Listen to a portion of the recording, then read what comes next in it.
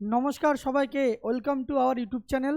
आज के WBSCDCL junior engineer जे परीक्षाटा हलो 27/1/2026 तार शिफ्ट 2 निये आलोचना करब। तीनटे शिफ्टे एग्जाम हयेछिलो। शिफ्ट 1 ए असिस्टैंट मैनेजार एवं फिनान्सेर एग्जाम छिलो, शिफ्ट 2 और शिफ्ट 3 ते जेईर एग्जाम छिलो। तो आज के आलोचना करब शिफ्ट 2 एर जे 50टा टेक्निकलेर प्रश्न छिलो, कोथा थेके दियेछिलो एवं किरकम प्रश्न लेभेलगुलो छिलो। ठीक आछे। तो अनेक देरी हो गेल अ্যানালিসিসটা করতে, অসুস্থতার কারণে ভিডিও দিতে পারিনি। আর তোমাদের মধ্যে অনেক কাট অফ নিয়ে কোয়ারিজ রয়েছে, আর কিছুদিন ওয়েট করে যাও, কাট অফ চলে আসবে। ঠিক আছে, এমনি ফাইনাল রেজাল্ট তো ইন্টারভিউয়ের জন্য লিস্ট তো বেরিয়ে যাবে। ওকে, তো দেখো শুরু করছি আজকের যে প্রশ্নগুলো। এই টোটাল এখানে 50টা প্রশ্ন আছে। যার যে শিফটে ছিল সে একবার শুধু দেখে নাও। শিফট শেষ হওয়ার অ্যানালিসিস শেষ হওয়ার পরে লাস্টের দিকে বলবো যে কোয়েশ্চেনগুলো কেমন ছিল এবং 20+ 50-এর মধ্যে 20+ করতে পারা যাবে কি না। ঠিক আছে, প্রথম প্রশ্ন একটা দেখো দিয়েছে যে how many distinct output code combination are produced by 422 encoder. এই এনকোডার থেকে প্রশ্ন কিন্তু বহু পরীক্ষাতেই আসে। এনকোডারটা যদি একবার ভালো করে পড়ে নোটস বানিয়ে নেওয়া যায় আর তার উপরে কিছু এমসিকিউ করে যাওয়া যায় তাহলে কিন্তু সলিউশন মানে করা যায় এগুলো উত্তরগুলো। ঠিক আছে, আমি একটা পরীক্ষা দিয়েছিলাম যখন ম্যাঙ্গালোর রিফাইনারি, সেখানে এই প্রশ্নটা দিয়েছিল, সেম টাইপের প্রশ্ন। তো এটা কিভাবে করব, একটা এনকোডার যদি থাকে, সাপোজ এটা একটা এনকোডার, ঠিক আছে, একটা ডিজিটাল কম্বিনেশনাল সার্কিট। 422 মানে কি, এর 4টে লাইন রয়েছে ইনপুটে, আর আউটপুটে কটা পাবো, দুটো লাইন পাবো, আউটপুটে দুটো লাইন পাবো। ঠিক আছে, সবসময়তে 422 এনকোডার মানে প্রাইমারিতে 4টে থাকবে আর সেকেন্ডারিতে দুটো। ঠিক আছে, মানে আউটপুটে দুটো। তাহলে যখনই আমাকে এরকম ডিস্টিংক্ট আউটপুট বের করতে বলবে, এখানে যদি n নাম্বার থাকে তাহলে এখানে ইনপুট কত হবে 2⁹, অথবা আউটপুট কত হবে 2⁹। তাহলে এখান থেকে আমরা একটা ডাইরেক্ট ফর্মুলা বলতে পারি, 2⁹ হবে রাইট আনসার। 2⁹ কত, এই n মানে হচ্ছে কি আউটপুটে যেটা থাকবে, আউটপুটে কটা লাইন আছে, দুটো লাইন, তাহলে 2-এর মাথায় 2 বসবে, তাহলে 4 হবে রাইট আনসার। অপশান ডি একদম 4 হবে রাইট আনসার। এইভাবেই করতে হবে এনকোডারের যে শর্টকাট ঠিক সেটাই। ঠিক আছে, 2⁴n, এখানে এনকোডার লাস্টে আউটপুটে দুটো রয়েছে, দুটো, সেই জন্য মাথায় 2 বসবে, তাহলে 4 হবে উত্তর। এরপরে দেখো একটা প্রশ্ন দিয়েছে যে modern protective relaying practice the Merz Price protection. Power system থেকে এই প্রশ্নটা দিয়েছে। মার্চ প্রাইস প্রোটেকশনটা কি, মার্চ প্রাইস প্রোটেকশনটা নিয়ে বলেছে নিচের কোনটা ঠিক। মনে রাখবে এই যে মার্চ প্রাইস প্রোটেকশন, এটা অল্টারনেটরের প্রোটেকশন দেওয়া হয়।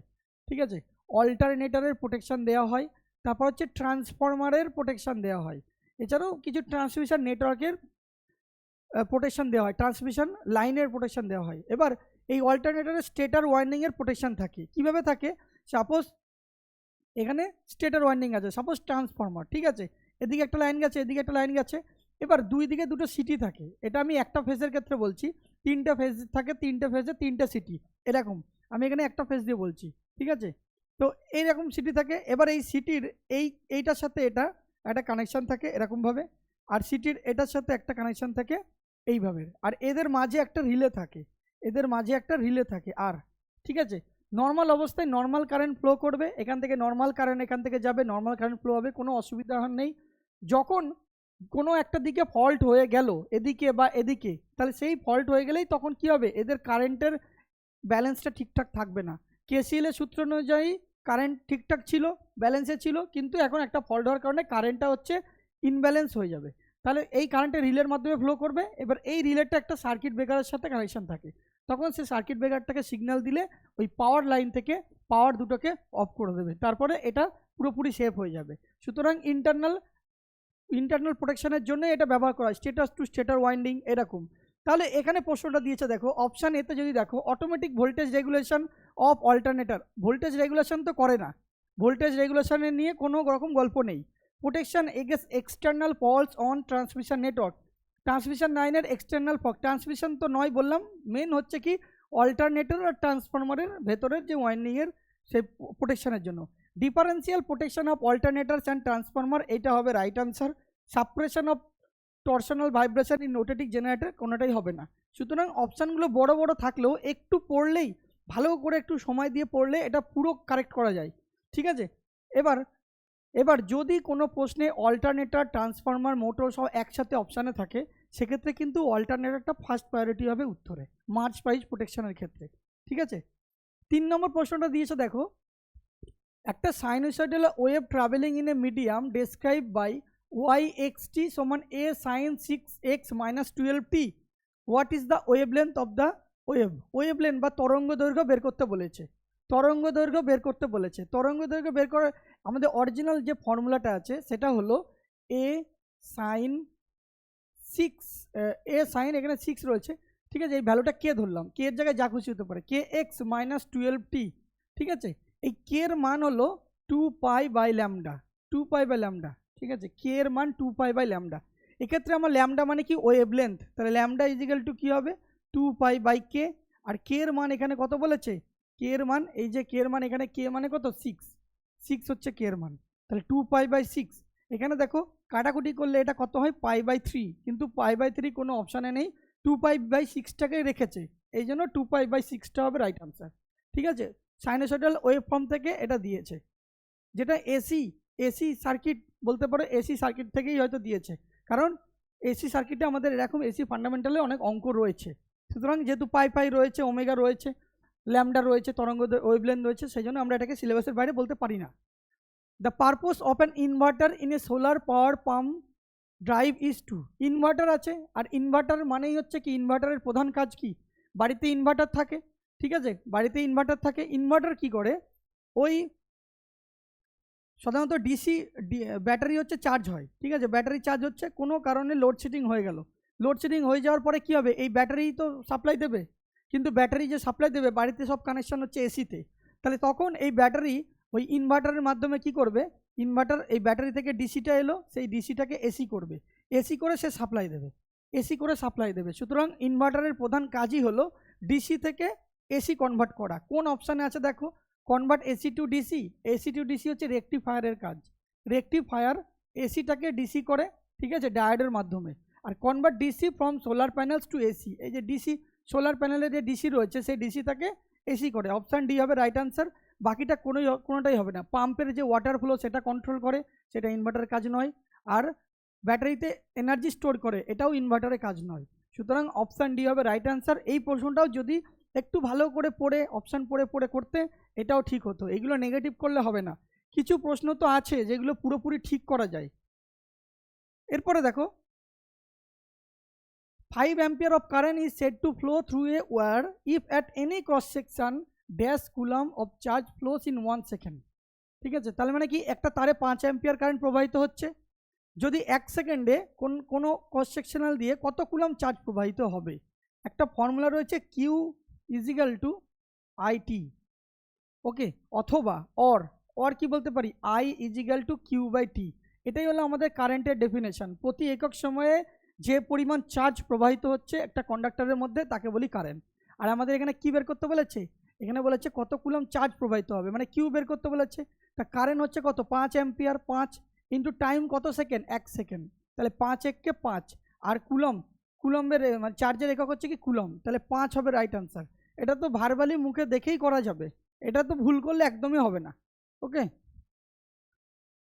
এরপরে দেখো যে প্রশ্নটা দিয়েছে সেটা কি, 6 নম্বর প্রশ্নটা একটা সিআরও থেকে দিয়েছে। সিআরও কি বলছে দেখো, সিআরও মানে ফুল ফর্ম হচ্ছে ক্যাথোড রে অসিলোস্কোপ। এখান থেকে এসএসসি যেই তো প্রশ্ন আসে, সুতরাং সিআরওটা খুব ভালো করে পড়তে হবে, খুব ভালো করে পড়তে হবে। বলছে CRO, how is the frequency of a signal measure using Lissajous figure. সিআরওটা এরকম দেখতে হয়, ঠিক আছে, সিআরওটা এরকম দেখতে হয়। এখানে বিভিন্ন রকম বটম সুইচ থাকে, সেইগুলো কন্ট্রোল করে এর ওয়েভটাকে নিজের মতন করে শেপ দেওয়া যায়, ঠিক আছে। এবার এই যে শেপটা রয়েছে এর মধ্যে, এই যে প্যাটার্নগুলো আমরা দেখতে পাই সেটাকে বলি লিসাজিয়াস প্যাটার্ন, ঠিক আছে। এর মধ্যে দেখো উপর থেকে একটা লাইন রয়েছে আর এখান থেকে একটা লাইন রয়েছে, যেটা এদিকে থাকে সেটাকে আমরা বলছি হরাইজন্টাল অ্যাক্সিস, যেটা এক্স অ্যাক্সিস বলি। আর ওপর নিচে যেটা থাকে তাকে বলে ভার্টিক্যাল অ্যাক্সিস, ওয়াই অ্যাক্সিস বলে, ঠিক আছে। এই এ অ্যাক্সিসের যে কার্ভটা থাকে সেটা হচ্ছে নোন হিসেবে আমরা জানি, ধরে নিলাম যে এটা আমরা জানি। কিন্তু আরেকটা যদি কোনো ওয়েভ জেনারেট হয়, সেটা সাপোজ এইভাবে গেল, তাহলে সেক্ষেত্রে এই যে ওয়াই অ্যাক্সিসের ওপরে যে পয়েন্টে ইন্টারসেক্ট করলো, এক্স অ্যাক্সিসের ওপরে যত ইন্টারসেক্ট করলো, সেইগুলোর একটা রেশিও বেরোয়। সেই রেশিও থেকে আমরা ফ্রিকোয়েন্সিটাকে পাই এখান থেকে ফ্রিকোয়েন্সি। তাহলে আমার এখানে প্রশ্নটা কি দিয়েছে দেখো, সিআরওতে how is the frequency of a signal measure using Lissajous figure. ওই লিসাজিয়াস ফিগার দিয়ে আমরা কীভাবে পাই? By comparing the horizontal and vertical deflection plate. Horizontal মানে এটা, আর ভার্টিক্যাল প্লেট হচ্ছে এটা। এক্স অ্যাক্সিস আর ওয়াই অ্যাক্সিসের মধ্যে কম্পেয়ার করে পাই। কথাটা ভুল নয়, ঠিক আছে।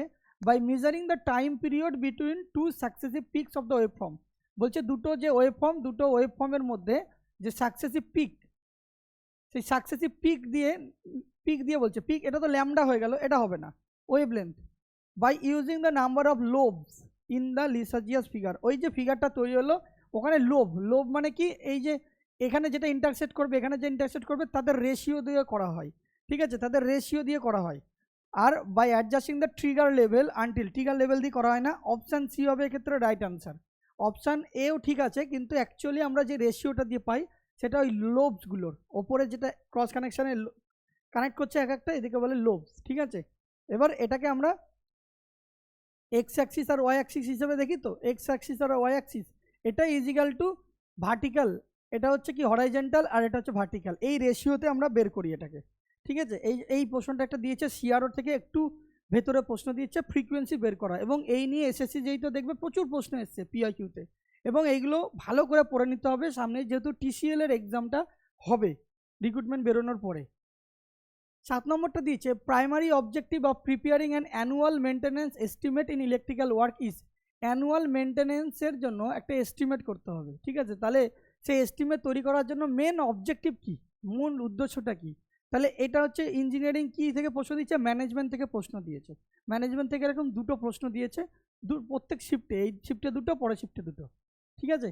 তাহলে দেখো কিসের জন্য আমাদের অ্যানুয়াল মেনটেন্যান্সের যে এস্টিমেটটা করা হয়, estimate the cost of new installation. একটা সাবস্টেশনে বা কোনো পাওয়ার প্ল্যান্টে নতুন কিছু ইনস্টলেশন হয়েছে, সেই নতুন ইনস্টলেশনের জন্য একটা এস্টিমেট যেটা, সেটাই কি annual maintenance estimate. Annual maintenance estimate কখনো নতুন জিনিসের ওপরে নয়, যেই জিনিস অলরেডি সাবস্টেশনে বা পাওয়ার হাউসে বসানো আছে তার ওপরে সেইগুলো মেনটেন্যান্স করতে হয়, সেই মেনটেন্যান্সের ওপরেই একটা এস্টিমেট বেরোয়, একটা মেনটেন্যান্সের এস্টিমেট বেরোয়, ঠিক আছে। যে মেশিনটার কোনো যদি মেনটেন্যান্স করতে হয় বা তার ডিপ্রিসিয়েশন কত, এই সমস্তর উপরে। সুতরাং এটা উত্তর হবে না। Tenders or large scale electrical project হবে না, কারণ মেনটেন্যান্স হচ্ছে ইন্টারনাল ব্যাপার, ভেতরের ব্যাপার। Calculate depreciation of electrical equipment আর determine the cost of maintaining existing electrical system for a year. Option D হবে রাইট আনসার, ঠিক আছে। শুধু ইলেকট্রিক্যাল ইকুইপমেন্টের ডিপ্রিসিয়েশন ক্যালকুলেট করার জন্য ব্যবহার করা হয় না, সারা বছর ধরে সমস্ত মেনটেন্যান্স যে কস্ট, সারা বছরের যত মেনটেন্যান্সের কস্ট, সেই মেনটেন্যান্সের জন্য অ্যানুয়াল মেনটেন্যান্স এস্টিমেট করা হয়, ওকে। এরপরে দেখো strain gauge work on the principal of. Strain gauge জিনিসটা কি? স্ট্রেন গেজ হলো একটা ট্রান্সডিউসার, আর ট্রান্সডিউসারের প্রধান কাজ হলো, যদি কোনো জায়গায় একটা মিটার রয়েছে, মিটারিং, ঠিক আছে, সেই মিটারের কাটারে কি দেখাচ্ছে তোমাকে? মিটারে দেখাচ্ছে যে কত অ্যাম্পিয়ার কারেন্ট যাচ্ছে, কত ভোল্টেজ নিচ্ছে বা কত পাওয়ার, সেটা দেখাচ্ছে, শো করছে। এবার এটাকে আমি ডিজিটালি দেখতে চাই, ডিজিটালি প্যানেলে দেখতে চাই, তাহলে তখন কি হবে? সেটা ওই কেবিলের থ্রু, কেবিলের মাধ্যমে সে একটা মিটারে ঢুকবে, ডিজিটাল মিটার। তাহলে অ্যানালগ থেকে ডিজিটাল গেল, ওই অ্যানালগ টু ডিজিটাল কনভার্ট করে হচ্ছে ট্রান্সডিউসার, ঠিক আছে। অ্যানালগ তো এডি কনভার্টারও আছে, এগুলো সব। এবার হচ্ছে কি স্ট্রেন গেজের যে ব্যাপারটা, স্ট্রেন গেজ কী করে, সেই রকমই একটা সিগন্যাল নিচ্ছে, রেসিস্ট্যান্সের চেঞ্জ করছে। রেসিস্ট্যান্স কীভাবে চেঞ্জ করছে? যে পিজো রেসিস্টিভ এফেক্ট বলছে, মানে এর মধ্যে ও রেসিস্ট্যান্সের চেঞ্জ করবে, ঠিক আছে। পিজো ইলেকট্রিক এফেক্টে কাজ করে না, ম্যাগনেটোস্ট্যাটিক এফেক্টে কাজ করে না, পিজো ইলেকট্রিক এফেক্টে কাজ করে না, এটা পিজো রেসিস্টিভ এফেক্টের উপর কাজ করে, ঠিক আছে। একটা যদি আমি একে কোনো মেকানিক্যাল স্ট্রেস বা স্ট্রেন কিছু দিই, ঠিক আছে, যেমন পিজো ইলেকট্রিক্যাল ক্রিস্টালের যে কাজ সেইটাই, অর্থাৎ এই স্ট্রেন গেজ থেকে, পিজো ইলেকট্রিক ক্রিস্টাল থেকে এবং অন্যান্য থেকে প্রচুর, এলবিডিটি থেকে, এলবিডিটি যেমন টিসিএলে দিয়েছিল, এখান থেকে প্রশ্ন খুব বেশি পরিমাণে আসছে। সুতরাং এই চ্যাপ্টারটা ভালো করে পড়ে নিতে হবে, ঠিক আছে। এই ট্রান্সডিউসারের যে চ্যাপ্টারটা, ট্রান্সডিউসার খুব ভালো করে পড়ে নিতে হবে, এবং তার উপরে কিছু এমসিকিউ, অনেক এমসিকিউ করে নিতে হবে, যাতে আপকামিং এক্সামগুলো কভার হয়। এটা যেমন কিছু না ডাইরেক্ট মুখস্থ, স্ট্রেন গেজ রেসিস্ট্যান্স দিয়ে কাজ করে, তাহলে পিজো রেসিস্টিভ এফেক্ট হবে রাইট আনসার। এই যে এরকম দেখতে স্ট্রেন গেজ, ঠিক আছে, এটা কোনো যদি আমি হুইস্টন ব্রিজের সাথে কানেক্ট করে দিই, ঠিক আছে, তাহলে আমি এটার ভ্যালুটা পুরোটা পেয়ে যাবো সেরকমভাবে। The hybrid pi model of BJT is use as. Hybrid pi model BJT, বিজেটির কাজ তো বলেছি, বাইপোলার জাংশন ট্রানজিস্টার, যখন আমি ইউটিউবে বেসিক ইলেকট্রনিক্স অ্যানালগ ইলেকট্রনিক্স পড়িয়েছিলাম, অ্যানালগ ইলেকট্রনিক্সে বলেছিলাম বিজেটি হচ্ছে হাই ফ্রিকোয়েন্সি অ্যানালিসিস করে, ঠিক আছে, হাই ফ্রিকোয়েন্সি অ্যানালিসিস করে, এটা হবে রাইট আনসার। এইগুলো মুখস্থ জিনিস, এটা তুমি সরাসরি বের করতে পারবে না। হাইব্রিড পাই মডেল বিজেটি কোথায় ব্যবহার করা হয়, না এটা হাই ফ্রিকোয়েন্সি অ্যানালিসিস করতে ব্যবহার করা হয়। এইগুলো মুখস্থ করতে হবে, নোটস পড়তে হবে, ওকে। এটা পাওয়ার গেন অ্যানালিসিস করে না, ডিসি অ্যানালিসিস করে না, লো ফ্রিকোয়েন্সি এসিও অ্যানালিসিস করে না। In a DC chopper drive regenerative braking control achieve by, regenerative braking, এই রিজেনারেটিভ ব্রেকিং কার মাধ্যমে হয়, ডিসি চপার ড্রাইভের মাধ্যমে। রিজেনারেটিভ ব্রেকিং হলো কোনো একটা জেনারেটর যদি মোটরের মতন কাজ করে, কোনো একটা জেনারেটর মোটরের মতন কাজ করে, সাপোজ এরকম একটা 4 চাকা গাড়ি রয়েছে, ঠিক আছে, সেই গাড়িটা কি হচ্ছে, এই যে চাকাটা যখন ঘুরছে এই একটা কাইনেটিক এনার্জি তৈরি করছে, সেই কাইনেটিক এনার্জিটাই এখানে একটা জেনারেটর রয়েছে, সেই জেনারেটরের মাধ্যমে ঢুকছে। সেই জেনারেটর কি করছে, এই কাইনেটিক এনার্জিটাকে মেকানিক্যাল এনার্জি থেকে ইলেকট্রিক্যাল এনার্জি, কাইনেটিক এনার্জি আর পোটেনশিয়াল এনার্জিকে একসাথে আমরা মেকানিক্যাল এনার্জি বলি, তাহলে সেই মেকানিক্যাল এনার্জিটাকে সে কী করছে, ইলেকট্রিক্যাল এনার্জিতে কনভার্ট করছে, তারপর সেটা ব্যাটারির মাধ্যমে স্টোর করে রাখছে, ব্যাটারির মধ্যে স্টোর করে রাখছে। আবার উল্টোটা যখন হবে, যখন যখন আবার কী হবে, এই ব্যাটারি থেকে এই জেনারেটরটাই সাপ্লাই নেবে, সাপ্লাই নিয়ে আবার এই দিকে দেবে, অর্থাৎ জেনারেটরটা মোটর হচ্ছে, মোটরটা জেনারেটর, এরকম দেখো রিভার্সিং দ্য সাপ্লাই পোলারিটি কখনো চেঞ্জ হয় না, রিজেনারেটিভ ব্রেকিংয়ে পোলারিটি চেঞ্জ হয় না, এই জন্য এটা উত্তর হবে না। অপশান বিটা দেখো, reversing current flow so the motor acts as a generator, মোটরটা জেনারেটর হিসেবে কাজ করবে, feeding energy back to the supply, সেই সাপ্লাইটা আবার ওই মোটরের মাধ্যমে আবার সাপ্লাই ফিরে যাবে, ঠিক আছে। তাহলে অপশান বি হচ্ছে right answer. Option C short circuiting the armature short circuiting এখানে করা হয় না, আর disconnecting field circuit to stop the motor by collapsing the magnetic field, এটা কিছু করা হয় না। রিজেনারেটিং ব্রেকিং দিয়ে আরআরবি জেই থেকে শুরু করে এসএসসি জেই অনেক প্রশ্ন এসেছে, এখানে এটাও প্রশ্নটা দিয়েছে, তাহলে মেশিন থেকেও কিন্তু প্রশ্ন ভালো দিয়েছে, এরকম নয় যে দেয়নি। এরপরে দেখো একটা কম্পিউটার থেকে প্রশ্ন দিয়েছে, ল্যান লোকাল এরিয়া নেটওয়ার্ক, এই লোকাল এরিয়া নেটওয়ার্ক ব্যবহার করা হয় কিসের জন্য, মানে রিডিউস আননেসেসারি ডেটা ট্রাফিক, কমাতে আননেসেসারি ডেটা ট্রাফিকের জন্য কি করা হয়, ঠিক আছে। লোকাল এরিয়া নেটওয়ার্কে অপ্রয়োজনীয় ডেটা ট্রাফিক কমাতে কোনটি সাহায্য করে, এখানে বাংলা দিয়েছি কারণ যে কোনো ইংলিশ প্রশ্ন আমরা প্রথমে সেটাকে বাংলায় ভেবেই তারপর উত্তর করি, সেই জন্য সরাসরি বাংলাতেই দিয়েছি। অবশ্য যদি ফাইনাল এক্সামগুলো এরকম বাংলায় ইনক্লুড দেয়, কখনো করে, সেক্ষেত্রে হেল্প হবে, ঠিক আছে। দেখো যে কোনো আমি ডেটা ব্লক করতে চাইছি, যদি আমি বেসিক ভাবো এই কোশ্চেনটা তুমি জানো না, কিন্তু উপস্থিত বুদ্ধিতে তুমি উত্তরটা কীভাবে করতে পারবে, 4টে অপশান দিয়ে দিয়েছে, যে আননেসেসারি ডেটা ট্রাফিক ব্লক করতে হবে। আননেসেসারি ডেটা ট্রাফিক ব্লক করতে গেলে সাপোজ আমার কারেন্ট সব দিকে ফ্লো হচ্ছে, তো কারেন্ট আমার কোনো একটা দিকে কারেন্টটাকে ব্লক করতে চাই, তাহলে আমার একসাথে সাপ্লাই কানেকশান আছে, এই দিকে আমি যদি সাপ্লাই একসাথে দিয়ে দিই তাহলে সব দিকে কারেন্ট ফ্লো হবে, তাহলে আমি এখানে একটা সুইচ দিয়ে দিলাম, এখানে একটা সুইচ কানেক্ট করে দিলাম, তাহলে কি হবে, যখন এখানে সাপ্লাই সব দিক থেকে আসছে, সে সব দিকে গেলেও এখানে সুইচ ওপেন আছে, এদিকে কোনো পাওয়ার যেতে পারবে না, তাহলে সুইচের ব্যবহার করছি। ঠিক সেরকম আননেসেসারি ডেটা ট্রাফিক ব্যবহার করতে গেলে using switches to segment of the network, ঠিক আছে, পুরো নেটওয়ার্কটা সেগমেন্ট করার জন্য, আলাদা করার জন্য আমরা সুইচ ব্যবহার করব, এটা রাইট আনসার দিয়েছে DCL. Replacing switches with repeater, switch পাল্টে আমরা রিপিটার্স ইউজ করব না, রিপিটার্সের কাজ হলো ডেটাটাকে চারিদিকে ছড়িয়ে দেওয়া। Increasing the number of hub হবে না, আর connecting all computer in a single broadcast domain, এটা হবে না, ঠিক আছে। লোকাল এরিয়া নেটওয়ার্কের আমি যদি আননেসেসারি ডেটা ট্রাফিক বন্ধ করতে চাই, তাহলে আমাদের সুইচ ব্যবহার করতে হবে প্রত্যেকটা সেগমেন্টটাকে আলাদা করার জন্য। Which of the following statement correctly describe the operating principle of integrating type analogue instrument. দেখো ইনস্ট্রুমেন্ট 3 রকমের হয়, একটা হচ্ছে কি রেকর্ডিং ইনস্ট্রুমেন্ট, যেটা সব কিছু রেকর্ড করে, যেমন অ্যামমিটার ভোল্টমিটার, এইগুলো হচ্ছে তার এক্সাম্পল, ঠিক আছে। এরপরে 2 নম্বর হচ্ছে কি indicating instrument, sorry recording instrument example নয়, রেকর্ডিং ইনস্ট্রুমেন্ট, ইন্ডিকেটিং ইনস্ট্রুমেন্ট যেটা ইন্ডিকেট করে, ইন্ডিকেটিং ইনস্ট্রুমেন্ট, আর 3 নম্বর হচ্ছে ইন্টিগ্রেটিং ইনস্ট্রুমেন্ট। এই 3টে টাইপের ইনস্ট্রুমেন্ট হয়, ঠিক আছে, সব সেকেন্ডারি ইনস্ট্রুমেন্ট। এইগুলো সেকেন্ডারি ইনস্ট্রুমেন্ট কী করে দেখো, কে রেকর্ড করে, এক্সওয়াই প্লটার, এইগুলো হচ্ছে রেকর্ডিং করে, ঠিক আছে। ইন্ডিকেটিং কে ইন্ডিকেট করে, অ্যামমিটার ভোল্টমিটার, এগুলো হচ্ছে ইন্ডিকেট করে, মানে কোনটা কারেন্ট কোনটা ভোল্টেজ সেটা ইন্ডিকেট করে। আর ইন্টিগ্রেটিং ইনস্ট্রুমেন্ট যেটা, সেটার উদাহরণ হচ্ছে কি KWH, মানে হচ্ছে কি এনার্জি মিটার, যারা সময়ের সাথে সাথে পাওয়ার বা এনার্জিটাকে মেজার করছে। এটা হচ্ছে ইন্টিগ্রেটিং টাইপ। তাহলে এই ইন্টিগ্রেটিং টাইপ কি করে, কিলো ওয়াট আওয়ার হচ্ছে তার এক্সাম্পল, এনার্জি মিটার। তাহলে পাওয়ারের সাথে টাইমটা গুণ করছে। তাহলে কোন অপশানে সেটা আছে দেখো, they provide the continuous real time indication of the electrical quantity. Indication কে দেয়, ইন্ডিকেশন দেয় ইন্ডিকেটিং ইনস্ট্রুমেন্ট, ইন্ডিকেশন দেয় indicating instrument. They measure only the rate of change of energy.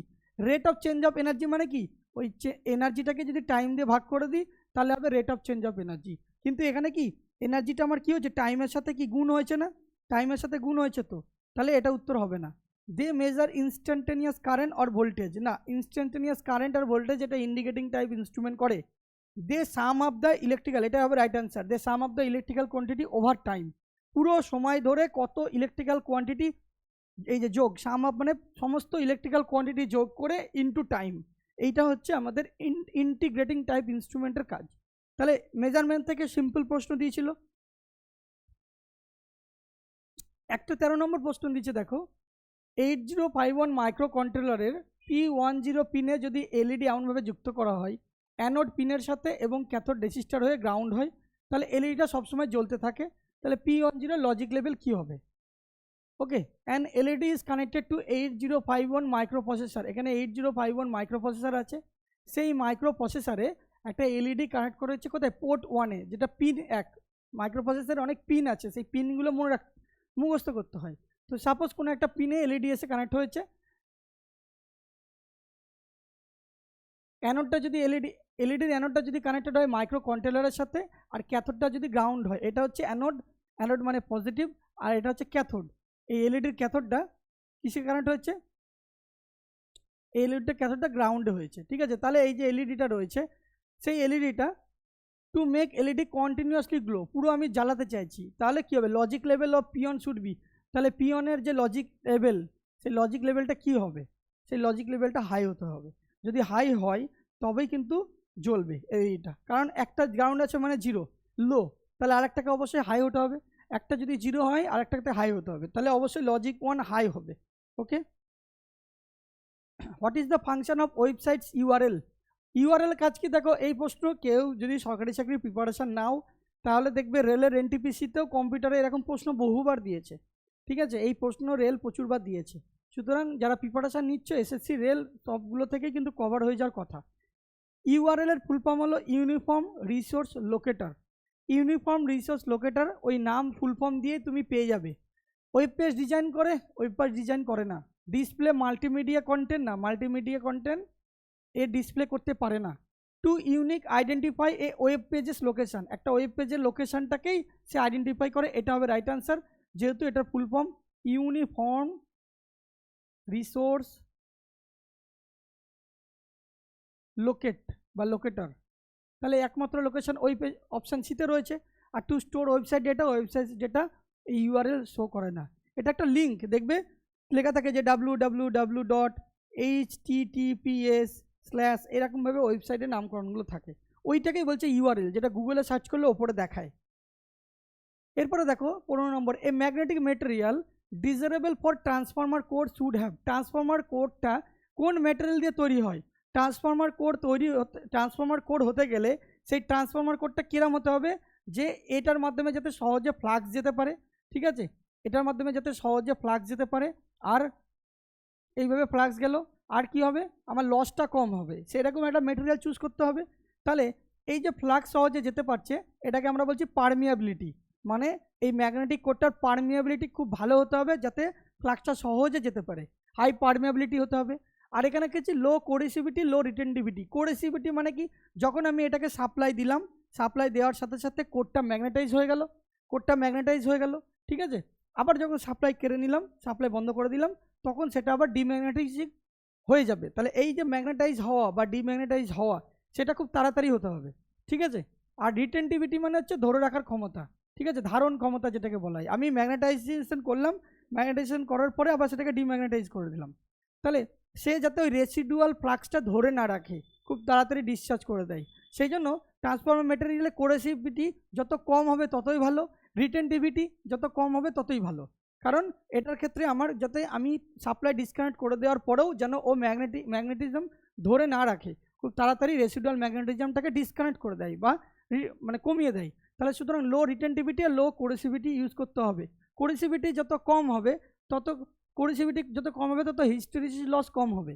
ঠিক আছে, এখানে যদি হরাইজন্টাল এটা এইচ হয় ম্যাগনেটাইজিং ফোর্স, এটা হচ্ছে ম্যাগনেটিক ফ্লাক্স ডেন্সিটি হয়, তাহলে এদের মধ্যে একটা যদি আমি ড্র করি, এইটা হচ্ছে কি তাদের হিস্টেরিসিস লসের ডায়াগ্রাম।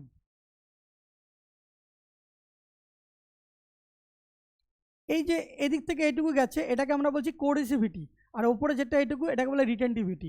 সুতরাং এটা যত বাড়বে ততই খারাপ, ওপরের পোর্শনটা যত কম হবে তত ভালো, লো রিটেন্টিভিটি। এদিকে এটা যত বাড়বে তত খারাপ, এটা যত কম হবে তত ভালো। কোরেসিভিটি যত কম হবে হিস্টেরিসিস লস তত কম হবে, আর ওপর থেকে এই জিনিসটা যত কম হবে তত ভালো। তাহলে হিস্টেরিসিস লুপের এই এরিয়াটা যার যত কম, যে মেটেরিয়ালের যত কম সেই মেটেরিয়ালটা তত ভালো। ঠিক আছে, সুতরাং ট্রান্সফরমারে যে ম্যাগনেটিক মেটেরিয়ালটা ব্যবহার করা হয় সেটা লো কোরেসিভিটি হতে হবে, লো রিটেন্টিভিটি হতে হবে, আর কি হতে হবে হাই পারমিয়াবিলিটি হতে হবে। পারমিয়াবিলিটি মানে সহজে যাতে তার মাধ্যমে ফ্লাক্স যেতে পারে। আর কি হতে হবে লো রিলাক্টেন্স পাথ হতে হবে। রিলাক্টেন্স মানে কি বাধা দেওয়া, রিলাক্টেন্স লো রিলাক্টেন্স পাথ মানে এই পাথের মধ্যে সহজেই ম্যাগনেটিক ফ্লাক্সটা যেতে পারবে। রিলাক্টেন্স যেমন আমাদের এসি মানে ইলেকট্রিক সার্কিটের রেসিস্ট্যান্স কারেন্ট যেতে বাধা দেয়, সেটা ম্যাগনেটিক সার্কিটের রিলাক্টেন্স যেটা ফ্লাক্স যেতে বাধা দেয়। ঠিক আছে, এরপরে দেখো an user notice that message remain in Outbox for a long time, what is the most likely reason. তুমি একটা মেল পাঠিয়েছো, মেল পাঠানোর পরে সেই মেসেজটা সবার লাস্টে কোথায় থাকে আউটবক্সে থাকে, আউটবক্সে থাকার পরে তারপরে সেটা সেন্ড হয়। তাহলে আউটবক্সে অনেকক্ষণ ধরে মেসেজটা আছে, সেন্ড হচ্ছে না, তাহলে কি প্রবলেম হতে পারে? ইনবক্সটা ফুল হয়ে গেছে, ইনবক্স ফুল হয়ে গেলে হয় না। To user using a slow computer slow নয়, incorrect outgoing mail server SMTP সেটিংটা যদি ইনকারেক্ট হয় তাহলে কিন্তু সেটা আউটবক্সে থেকে যাবে, অ্যান্টিভাইরাসটা নয়। যদি মেলের সার্ভার এসএমটিপি সেটিংসটা ঠিকঠাক না হয় তাহলে সেটা আউটবক্সেই থেকে যাবে। ঠিক আছে, এই কম্পিউটার থেকে আরও একটা প্রশ্ন দিয়েছে যে আউটবক্সে দেখাচ্ছে আবার সেন্ড ফাইলেও দেখাচ্ছে, তাহলে সেটার ক্ষেত্রে কি প্রবলেম হতে পারে সেটা আমরা কিছুক্ষণ পরেই সেই প্রশ্নটা আছে পাবো। 17 নম্বর প্রশ্নটা দেখো, এরকম একটা প্রশ্ন দিয়েছে যে 4-bit রাইট শিফট রেজিস্টার থেকে প্রশ্ন দিচ্ছে। রেজিস্টার হলো একটা digital combinational circuit, initially cleared হচ্ছে 0000 শো করছে, তার ইনপুট সিকোয়েন্সটা হলো 1011 is applied serially starting with the first bit, what is the parallel output after 4 clock pulse. মনে করো একটা রেজিস্টার মানে হচ্ছে ওই ডিজিটাল যে লজিক গেটগুলো হয় সেই লজিক গেটগুলোই। ঠিক আছে, আমি এখানে Q3 Q2 Q1 Q0 এরকম 4টে ডেটা পেয়েছি, সেই 4টে যেটা কি 0000। ঠিক আছে, এই যে রেলওয়ে স্টেশনের যে ডিজিটাল ঘড়িগুলো দেখতে পাও সেই ঘড়িতে যে নাম্বারিংগুলো হয় সেগুলো তো সব ডিজিটাল লজিক গেটের মাধ্যমেই হয়। ঠিক আছে, একই নাম্বার আছে 01 02 মানে কটা বাজে 12টা 13টা 14টা, এই যে শো করছে সেই জিনিসটাকেই ভাবো, সেইভাবেই ভাবো। তাহলে ইনপুট সিকোয়েন্সটা কি বলেছে ও, ইনপুট সিকোয়েন্সটা বলেছে 1011 দিয়েছে। ঠিক আছে, আমাকে বলেছে 4 ক্লক পালসের পরে ভ্যালুটা কি হবে। এবার এই যে রেজিস্টারের ক্ষেত্রে রেজিস্টারের নিয়ম হচ্ছে প্রত্যেকটা ভ্যালু একটা করে চেঞ্জ হবে আর পরেরটা হচ্ছে শিফট করবে। তাহলে আমি যদি বলি 4টে ক্লক দিয়েছে তো ফার্স্ট ক্লক পালস দেওয়ার পরে তার ভ্যালুটা কি হবে, ফার্স্ট ক্লকে আমার কি দিয়েছে ভ্যালু 1 দিয়েছে, তাহলে 0টা 1 হয়ে গেল, আর এই 0টা একটা করে শিফট করে যাবে 000। যদি সেকেন্ড ক্লক দিই সেকেন্ড পালসের পরে কি হবে, সেকেন্ড পালসের পরে আবার সেকেন্ড পালস কি আছে 0 আছে, তাহলে সেকেন্ড পালস মানে আমি এই 1টা 0 হয়ে যাবে। ঠিক আছে, আমি দ্বিতীয়বারে কি দিয়েছি 0 দিয়েছি, এই 1টা এখানে শিফট করে যাবে, তাহলে 0টা 1 হয়ে গেল আর এই 0গুলো 0ই থাকবে। ওকে, যদি আমি থার্ড শিফট করি থার্ড শিফটের পরে কি হবে, থার্ড শিফটে কি রয়েছে, থার্ড শিফটে মানে থার্ড পালসে 1 দিয়েছি, তাহলে 1টা কি হবে 0টা 1 হয়ে যাবে, আর 0টা যদি 1 হয়ে যায় তাহলে এখানে 0টা শিফট হয়ে যাবে, এখানে 1টা শিফট হয়ে যাবে আর এখানে 0 হয়ে যাবে 1010, তাই তো। আবার ফোর্থের ক্ষেত্রে কি হবে, ফোর্থের ক্ষেত্রে আমি কি দিয়েছি আবার 1 দিয়েছি, তাই তো। তাহলে এখানে যদি 1 দিই তাহলে কি হবে 1, এই 1টা এই 0 জায়গায় চলে আসবে 1, এই 1 এর জায়গায় এই 0টা চলে আসবে আর এই 0 জায়গায় এই 1টা চলে আসবে, তাহলে 1101 দেখো কোন অপশানে আছে, অপশান সিতে রয়েছে। এই জিনিসটা এইভাবে করতে হবে। ঠিক আছে, এরকম প্রশ্ন প্র্যাকটিস না থাকলে পারা যায় না। সুতরাং এইভাবে প্রত্যেকটা পালস এই একটা ভ্যালু চেঞ্জ হবে, মানে ওরা বলে দিয়েছে যে ইনপুটে হচ্ছে 1011 দিতে হবে, তাহলে যখনই তুমি ভ্যালুগুলো দেবে এটা একটার পরে একটা সরে যাবে, একটার পরে একটা চেঞ্জ হবে। ওকে, এটা হচ্ছে ডিজিটালের রেজিস্টার। 18 নম্বর প্রশ্ন দেখো, একটা কম্পিউটারের মনিটর ডিসপ্লে করছে নো সিগন্যাল, নো সিগন্যাল দেখাচ্ছে, কম্পিউটারের যে স্ক্রিনটা বলছে নো সিগন্যাল। তাহলে কি হতে পারে? সিপিইউ থেকে কানেকশন যাচ্ছে না, সেই জন্য বোর্ডের মধ্যে নো সিগন্যাল ঘুরে ঘুরে বেড়াচ্ছে। তাহলে কি হবে? মনিটর ইমিডিয়েটলি রিপ্লেস করে দাও না, যদি নো সিগন্যাল দেখায় তাহলে মনিটর চেঞ্জ করে দেবো, অত পয়সা নেই ভাই। ফরম্যাট দ্য হার্ড ড্রাইভটা ফরম্যাট মারো। কি করে ফরম্যাট মারবো? যদি স্ক্রিনটাই না খোলে, যদি দেখতেই না পাই। Restart the system in safe mode, ঠিক আছে, রিস্টার্ট। তার আগে আমি কি করবো? Check VGA HDMI cable connection, এটা হবে রাইট আনসার। যেটা সিপিইউ থেকে কম্পিউটারে কানেকশনটা গেছে সেটাকে আমরা বলছি কি? এইচডিএমআই কেবল। তাহলে সেইটা কানেকশনটা চেক করবো, একটু খুলে ভালো করে লাগাবো, তাহলে দেখবো নো সিগন্যালটা উঠে আমার মনিটরে কারেন্ট এসে কিনা, সাপ্লাই এসে কিনা। এরপরে দেখো 19 নম্বর, which of the following statement correctly described a key property of ferromagnetic substance? Ferromagnetic সাবস্টেন্সের প্রপার্টি কি? অপশানে বলছে they form domains in which atomic dipoles align spontaneously even without an external field. সাধারণত এর মধ্যে যেটা থাকে, সাপোজ এরমভাবে অ্যারোগুলো রয়েছে, ঠিক আছে, এর ভেতরে এটাকে বলে ম্যাগনেটিক ডোমেন, এটাকে বলে ম্যাগনেটিক ডোমেন ভেতরটাকে, আর এর ভেতরে হচ্ছে ডাইপোল অ্যালাইন, ঠিক আছে, ম্যাগনেটিক ফোর্স ডাইপোল অ্যালাইন। এর ভেতরে র্যান্ডামলি এইভাবে থাকে, ঘুরে ঘুরে বেড়ায় থাকে, ঘুরে ঘুরে বেড়ায়। যখনই তুমি একটা পার্টিকুলার ডিরেকশনে একে ম্যাগনেটিক ফিল্ড দিয়ে দেবে, এদিকে ম্যাগনেটিক ফিল্ড দিয়ে দেবে, তখন এটা কি হবে? একটা নির্দিষ্ট ডিরেকশানে হয়ে যাবে, সবগুলো একটা নির্দিষ্ট ডিরেকশানে হয়ে যাবে, মানে ম্যাগনেটিক ফিল্ডের দিকে, যেদিকে ম্যাগনেটিক ফিল্ড সেই দিকেই হবে। তাহলে ম্যাগনেটিক ফিল্ড যেদিকে সেদিকে হলে এরকম হয়ে যাবে। ফেরোম্যাগনেটিক মেটাল হচ্ছে নিকেল, কোবাল্ট, আয়রন, এইগুলো হচ্ছে এক্সাম্পল। তাহলে বলছি যে এক্সটার্নাল ফিল্ড যদি না দিই তাহলে এর অ্যাটমিক ডাইপোলস অ্যালাইন স্পন্টেনিয়াসলি, এগুলো স্পন্টেনিয়াসলি ঘুরে বেড়াবে, অপশান এ রাইট অ্যান্সার হবে। বাকিগুলো কেন হবে না? They always behave as strong magnets at all temperature, এটা হবে না। সমস্ত টেম্পারেচারে এরা হচ্ছে সেম ম্যাগনেটিজম থাকবে, এটা হবে না। There atoms have no magnetic moment and align only very strong fields, কোনো ম্যাগনেটিক মুভমেন্ট নেই বলছে। ম্যাগনেটিক মুভমেন্ট যদি না থাকে, এটা ডায়াম্যাগনেটিক ম্যাটেরিয়াল, তার উদাহরণ হতে পারে, এটা হবে না। They always lose magnetism immediately when the external field is remove, external field যখনই রিমুভ করে নেবো তাদের ম্যাগনেটাইজেশন নষ্ট হয়ে যাবে। এটা ফেরোম্যাগনেটিক মেটেরিয়ালের বৈশিষ্ট্য নয়। 3 রকমের মেটেরিয়াল আছে, একটা ফেরোম্যাগনেটিক, একটা প্যারাম্যাগনেটিক, একটা ডায়াম্যাগনেটিক, ঠিক আছে। ফেরোম্যাগনেটিক থেকে যদি কোনো শক্ত প্রশ্ন আসে তাহলে হচ্ছে এই প্রশ্নটা, কারণ সেম প্রশ্ন এসএসসি যেইতে রিপিট হয়েছিল। In C programming for 8051 microcontroller, which interrupt numbers are assigned to the external hardware interrupt into an NT1? 8051 এর যে মাইক্রোপ্রসেসর মাইক্রোকন্ট্রোলার আছে সেখানে বেশ কিছু পিন আছে, সেই পিনগুলো মুখস্থ করতে হবে। যেমন INT0 কোড হচ্ছে 0 আর INT1 এর কোড হচ্ছে 2, তাহলে এটার উত্তর হবে 0 and 2। এখানে লিখে দিয়েছি INT0 মানে হলো 0, টাইমার 0 মান হচ্ছে 1, আর INT1 হচ্ছে 2, টাইমার 1 হচ্ছে 3, আর সিরিয়াল হচ্ছে 4। এই কোডগুলো মুখস্থ রাখতে হবে, খাতাতে লিখে রোজ ঘুম থেকে উঠে দেখতে হবে, তাহলে মনে থেকে যাবে। ওকে, এরপরে দেখো, এরপরে যেটা রয়েছে কারেন্ট সোর্স ইনভার্টার, একটা ইনভার্টার আছে, fed AC drive system, the control of motor operation is primarily achieve by, কী হবে? অ্যাডজাস্টিং। এখানে ইনভার্টার আছে, ইনভার্টার মানেই তো দেখলে ইনভার্টারের কাজ হচ্ছে কি করা? ডিসি থেকে এসি কনভার্ট করা। তাহলে সরাসরি সেই জিনিসটা খুলবে যে varying the DC link current and output frequency, এইটা হবে এটা রাইট আনসার, ঠিক আছে। বাকি কোনোটা হবে না। অ্যাডজাস্টিং দ্য ফায়ারিং অ্যাঙ্গেল ইনভার্টারের কাজ নয়, ঠিক আছে। Maintaining a constant current in DC link and varying the frequency of operation, এটা উত্তর হবে না, ঠিক আছে। কনস্ট্যান্ট কারেন্ট ডিসি মেনটেন করে না, ভ্যারি করে, ডিসি লিঙ্কটা ভ্যারি করে, ঠিক আছে, যেহেতু আমার ড্রাইভ সিস্টেম আছে। আর ইউজিং এ PWM, এটাও হবে না। সুতরাং এই প্রশ্নটা অনেকের কাছে শক্ত হতে পারে, নাও করতে পারো, কিন্তু যদি পারবে না স্কিপ করে দেওয়া উচিত। আমি অ্যাটেম্প করতে পারছি না শক্ত প্রশ্ন বলে করে দিলাম, সেটা একদম করাটা ঠিক নয়, নেগেটিভ হয়ে যাবে সেক্ষেত্রে। এরপরে দেখো 22 নম্বর প্রশ্ন, the reverse power protection in an alternator is provided to protect against, এটা ভালো কোশ্চেন, সহজ প্রশ্ন। রিভার্স পাওয়ার প্রোটেকশন যদি ভালো করে অপশানগুলো পড়ো তাহলেই বুঝতে পারবে রিভার্স পাওয়ার প্রোটেকশন কাকে দেবো।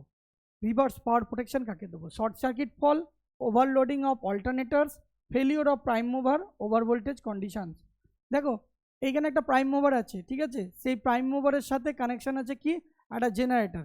একটা জেনারেটর বা অল্টারনেটার কানেকশন আছে, তারপরে সে সাপ্লাই গেছে। তো তাহলে প্রাইম মুভারের সাথে কি হচ্ছে, এটাকে ঘুরছে, প্রাইম মুভার এটাকে ঘোরাচ্ছে। ওকে, এবার ঘুরাচ্ছে বলে ইলেকট্রিক্যাল এনার্জি জেনারেট করছে, জেনারেট করে সাপ্লাই দিচ্ছে। এবার যদি কোনো কারণে এটা রিভার্সে ঘুরতে শুরু করে দেয়, রিভার্সে ঘুরতে শুরু করে দিয়েছে, তখন কি হবে, এই জেনারেটরটা মোটর হিসেবে কাজ করবে। মোটর হিসেবে কাজ করবে কি করে, এই পাওয়ার সিস্টেম থেকে তখন সে পাওয়ার নেবে, পাওয়ার সিস্টেম থেকে পাওয়ার নিয়ে সে ইলেকট্রিক্যাল এনার্জি থেকে মেকানিক্যাল এনার্জি কনভার্ট করবে, তারপর সে একে ঘোরাবে, তখন সে ও নিজে প্রাইম মুভারকে ঘোরাতে শুরু করবে। সুতরাং এইটাকে হাত থেকে হাঁটানোর জন্য প্রাইম মুভারটাকে আগে আমাকে প্রোটেকশন দিতে হবে। তাহলে প্রাইম মুভার যাতে ফেলিওর না হয় তার জন্য যে প্রোটেকশন দেবো সেটা হচ্ছে রিভার্স পাওয়ার প্রোটেকশন। ঠিক আছে, বাকি কোনোটাই এখানে হবে না, short circuit, overloading, over voltage কোনোটাই হবে না। এখানে যেহেতু রোটেশনের ব্যাপার আসছে, রিভার পাওয়ার প্রোটেকশন, সেই জন্য ফেলিওর অফ প্রাইম মুভার হবে রাইট আনসার। এই প্রশ্নটা পিআইকিউর প্রশ্ন, সহজ প্রশ্ন ছিল। The dash works as an interface with field device like sensors and switches to bring data into the PLC.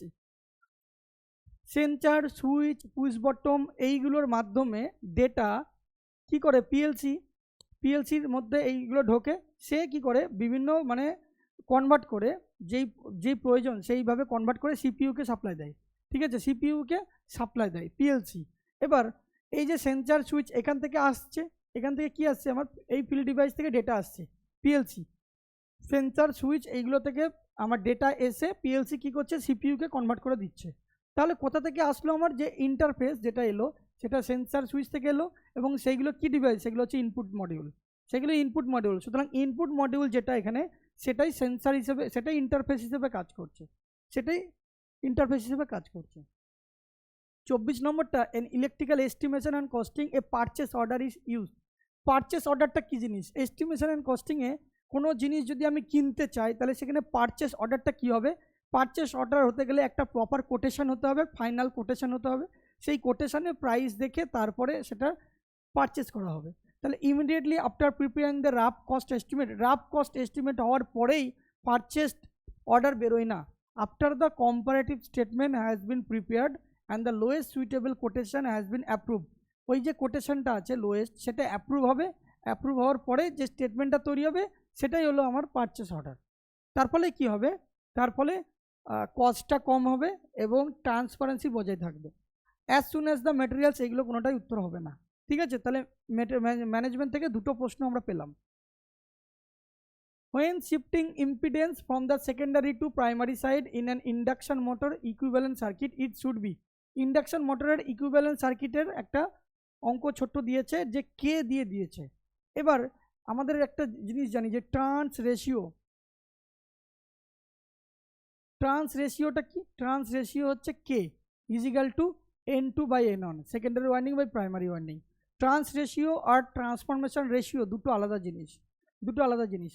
তাহলে R2 সেকেন্ডারিতে রেসিস্টেন্স বা ইম্পিডেন্স, এটা ইম্পিডেন্স বলেছে জেড দিয়ে রিপ্রেজেন্ট করি, Z2 is equal two Z1 into N1/N2 তার whole square, এটা হচ্ছে ফর্মুলাটা। এবার সেকেন্ডারি ইম্পিডেন্স বের করতে বলেছে, তাহলে প্রাইমারি ইম্পিডেন্স ইন্টু এই N1/N2 মানে কি 1/K, K মানে N2/N1, তাহলে N1/N2 মানে কি হবে 1/K1, তাহলে 1/K স্কোয়ার। তাহলে কি হচ্ছে, এটাকে আমরা K স্কোয়ার দিয়ে ভাগ করছি, সেই জন্য এটা হবে ডিভাইডেড বাই K স্কোয়ার। অনেকের মধ্যে মাল্টিপ্লাই K স্কোয়ার হয় আর ডিভাইডেড বাই K স্কোয়ার হয়, ভুল হয়ে যায়। সেখান থেকে মনে রাখতে হবে যে সেকেন্ডারি থেকে প্রাইমারিতে যাচ্ছি, সেকেন্ডারি থেকে প্রাইমারিতে যেতে গেলে প্রাইমারিটাকে স্কোয়ার দিয়ে ভাগ করতে হবে। When a variable resistance is connected in parallel with the series field winding of a DC series motor, the speed of the motor কি হবে, এটা ইম্পর্টেন্ট কোশ্চেন এবং বহু পরীক্ষাতে এসেছে, আরকে রাজপুত থেকে শুরু করে সব পরীক্ষাতেই মোটামুটি সব বইতে এই কনসেপ্টের অঙ্ক প্রশ্ন আছে। সুতরাং ডিসি মেশিন থেকে কিন্তু ভালো প্রশ্ন দিয়েছে। সাপোজ এখানে একটা মোটর আছে, এটা হচ্ছে আর্মেচার, সেই আর্মেচারের সাথে সিরিজে একটা ওয়াইন্ডিং আছে, সিরিজে যেটাকে আমরা বলছি কি সিরিজ ফিল্ড ওয়াইন্ডিং। সেই সিরিজ ফিল্ড ওয়াইন্ডিং হয়ে সরাসরি লোডের মাধ্যমে কানেকশান হয়েছে, ঠিক আছে। এবার এইখান থেকে একটা কারেন্ট যাচ্ছে, এবার বলছে এর প্যারালালে আমরা একটা সিরিজ ফিল্ড ওয়াইন্ডিং এর প্যারালালে আর একটা ওয়াইন্ডিং লাগিয়েছি, parallel with the series field winding, ঠিক আছে, ভ্যারিয়েবল রেসিস্ট্যান্স লাগিয়েছি, যেটাকে আমরা বলছি কি, যেটাকে আমরা বলি ডাইভার্টার। ভ্যারিয়েবল রেসিস্ট্যান্স মানে এটাকে ভ্যারি করব, ডাইভার্টার। তাহলে এর স্পিডটা কি হবে, এখন মোটরের স্পিডটা কি হবে এই ফিল্ডের ফ্লাক্সের জন্য। তাহলে দেখো কারেন্টটা তো এইদিকে যাচ্ছিল, সোজা যাচ্ছিল, কিন্তু এখন কারেন্টটা দুটো ভাগে ভাগ হয়ে গেছে। তাহলে কারেন্ট যখনই দুটো ভাগে ভাগ হয়ে যাবে, তাহলে এখানে যে ম্যাগনেটিক ফিল্ড আগে তৈরি হচ্ছিল, এখন ম্যাগনেটিক ফিল্ডটা কম তৈরি হবে। কারণ কম কারেন্ট যাচ্ছে, কম কারেন্ট যাওয়ার জন্য ম্যাগনেটিক ফ্লাক্সটাও কম হবে। ঠিক আছে, এর মধ্যে ফ্লাক্স তৈরি হবে, তাহলে ফ্লাক্সটা দুটো ভাগে ভাগ হয়ে গেল। এবার এন স্পিডের সাথে ইনভার্সলি প্রপোর্শনাল টু ফাই, স্পিডের সাথে inversely proportional to phi flux. যদি আমার এইখানে আগে মানে কারেন্ট কম যাওয়ার কারণে ফ্লাক্স কম তৈরি হবে, ফ্লাক্স যদি কম তৈরি হয় তাহলে স্পিড বেশি হবে, স্পিডটা বেড়ে যাবে।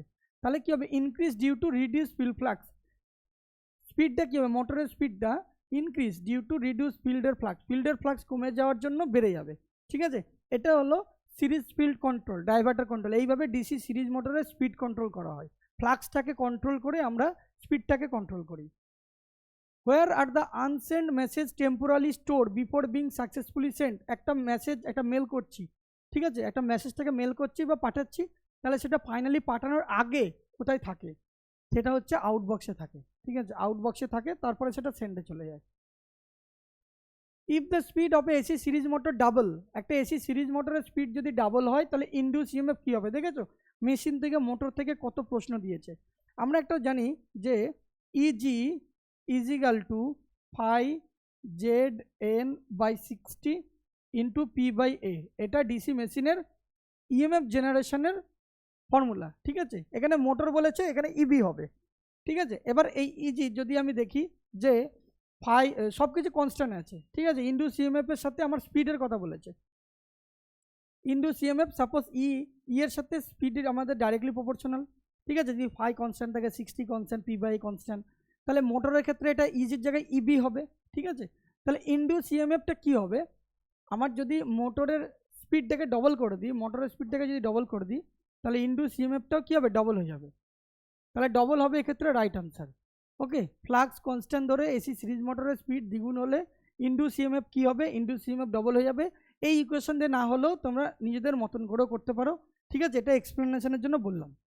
এরপরে for N channel depletion MOSFET the channel region is dash when the gate source voltage is 0 and in operator dash current capacity of the device, কি হবে, মসফেটটা কীরকম হয়, মসফেটে একটা এরকমভাবে ড্রেন থাকে, একটা সোর্স থাকে, একটা গেট থাকে, তাই তো, সোর্স গেট ড্রেন এরকম থাকে, আর একটা বডি থাকে, অর্থাৎ 4টে টার্মিনাল, 4 টার্মিনাল ডিভাইস।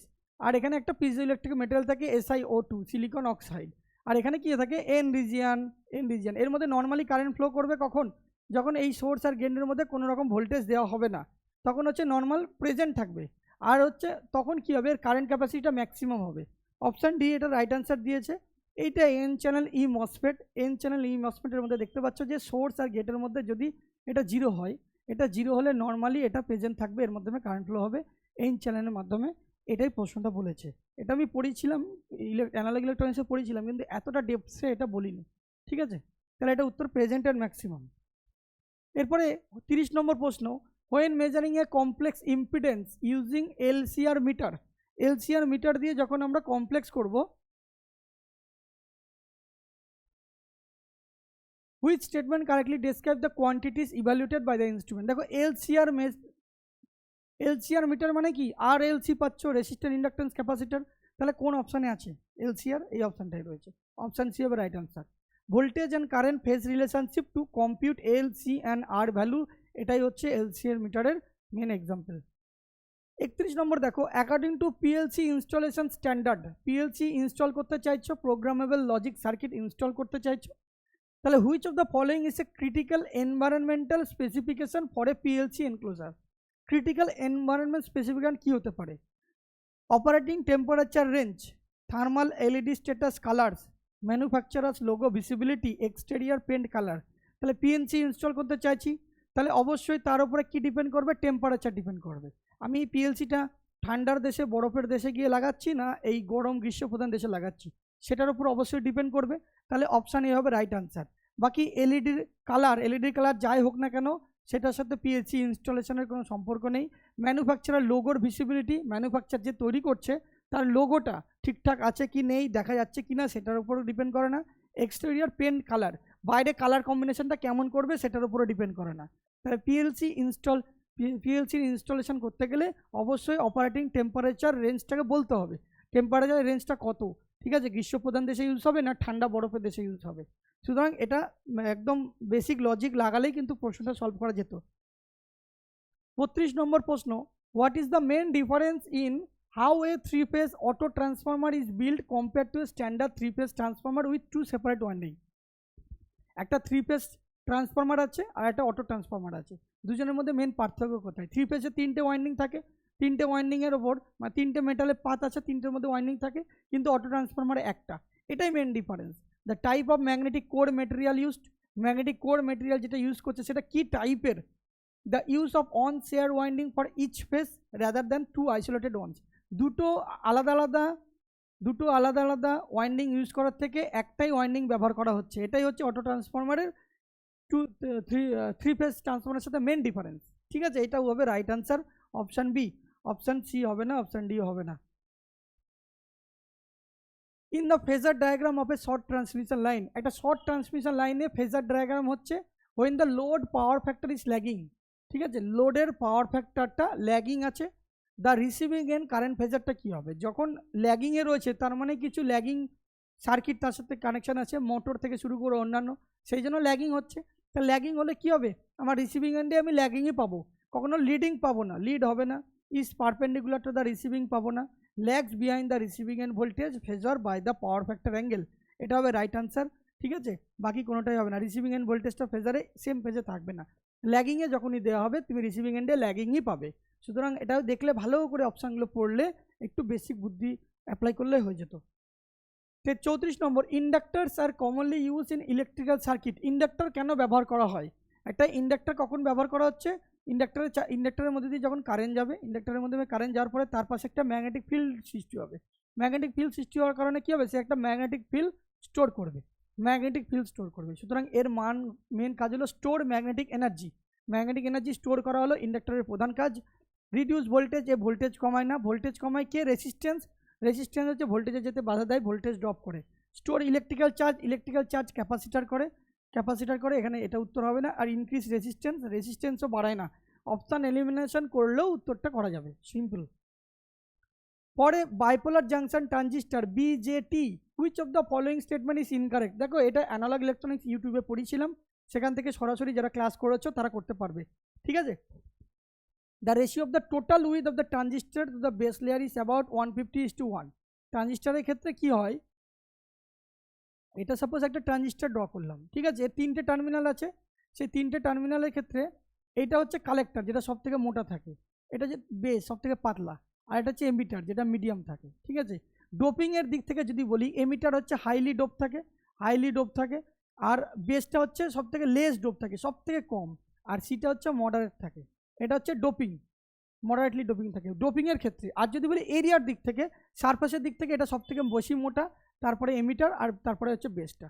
এবার টোটাল যে বলছে ratio of the total width of the transistor, total চওড়াটার সাথে বেসের, শুধুমাত্র বেসের যদি বলি, তাহলে হবে 150:1, পুরোটা যদি 150 হয় তাহলে এটা হবে 1, তাহলে এই স্টেটমেন্টটা ঠিক বলেছে। বিতে দেখো, the doping of the collector layer is higher than that of the base layer, বেসের থেকে কালেক্টরের ডোপিংটা বেশি, ডোপিংও বেশি এবং এর থেকে বেশি ক্রস সেকশনাল এরিয়া মানে বেশি মোটা, দুটোই বলেছে ঠিক, এটাও ঠিক। The area of the collector layer is greater than that of the emitter layer, area বলেছে, এরিয়া, ঠিক আছে, কালেক্টরের এরিয়া এমিটারের থেকে বেশি, অবশ্যই বেশি। আর আমরা যদি মার্কেটে কোনো ট্রানজিস্টার দিয়ে দেয়, ট্রানজিস্টারটাকে দেখে কী করে বুঝবো কোনটা এমিটার, কোনটা কালেক্টর, কোনটা বেস? যেটা সব থেকে বেশি মোটা চওড়া হবে সেটা হচ্ছে কালেক্টর, যেটা মিডিয়াম সেটা এমিটার, যেটা সব থেকে সরু সেটা বেস। সুতরাং এরিয়া যদি বলেছে কালেক্টর, এই জন্য এর থেকে বেশি হবে, কিন্তু ডোপিং কম, ডোপিং এমিটারের সব থেকে বেশি। তাহলে for high current gain the doping of the base layer should be higher than that of the collector layer. বেশি পরিমাণে কারেন্ট গেনের জন্য বেসের লেয়ার কালেক্টরের থেকে বেশি, বেসের লেয়ার কালেক্টরের থেকে কখনো বেশি না, বেস সব থেকে কম, সবেতে কম, ডোপিংয়ের দিক থেকে কম এবং ইয়ের থেকে কম। সুতরাং এইটা হবে রাইট আনসার, ইনকারেক্ট বলেছে, এটা হবে রাইট আনসার। যদি বেসের ডোপিংটা বাড়িয়ে দাও বেশি, তাহলে রিকম্বিনেশন বেশি বেড়ে যাবে, রিকম্বিনেশন বলে ইলেকট্রন হোলগুলোকে সে ধরে রাখবে, তখন সহজে কারেন্ট ফ্লো হতে পারবে না, খুব কম ক্যারিয়ার যেতে পারবে। সুতরাং ডোপিংয়ের দিক থেকে এমিটার সব থেকে বেশি, তারপর কালেক্টর, তারপরে বেস, ঠিক আছে, ডোপিংয়ের দিক থেকে। আর এরিয়ার দিক থেকে যদি বলি, এরিয়ার দিক থেকে চওড়ার দিক থেকে, তাহলে সব থেকে বড় কালেক্টর, তারপরে এমিটার, তারপরে হলো বেস। এই জিনিসটা মনে রাখতে হবে, ইউটিউবে পড়িয়েছিলাম এটা। What happens to quadrant electrometer resistance at very high frequency?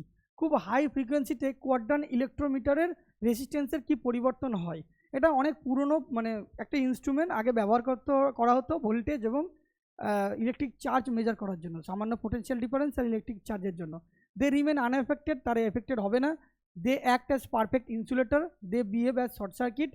ঠিক আছে, যদি ফ্রিকোয়েন্সি বেড়ে যায় XC is equal to 1/2 pi FC, তাহলে এফ এর সাথে সি এর রিলেশন কি? এফ এর সাথে সি রিলেশন হচ্ছে ইনভার্সলি প্রপোর্শনাল, তাই তো?